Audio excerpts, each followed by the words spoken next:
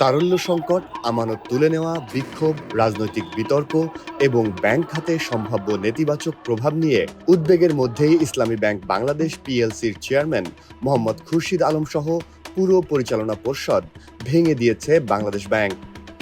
দেশের বৃহত্তম শরিয়া ভিত্তিক ব্যাংকটি পরিচালনার জন্য বাংলাদেশ ব্যাংকের নির্বাহী পরিচালক মোহাম্মদ জহির হোসেনকে প্রশাসক হিসেবে নিয়োগ দেওয়া হয়েছে।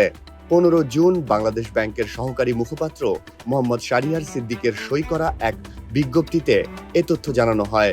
খুরশিদ আলমকে চেয়ারম্যান হিসেবে নিয়োগ ঘিরে বিতর্ক ও বিক্ষোভের মধ্যে গত 2 সপ্তাহে ইসলামী ব্যাংকের চলতি হিসাবে প্রায় 4,000 কোটি টাকার ঘাটতি তৈরি হওয়ায় ব্যাংকটি তীব্র তারল্য সংকটে পড়েছে।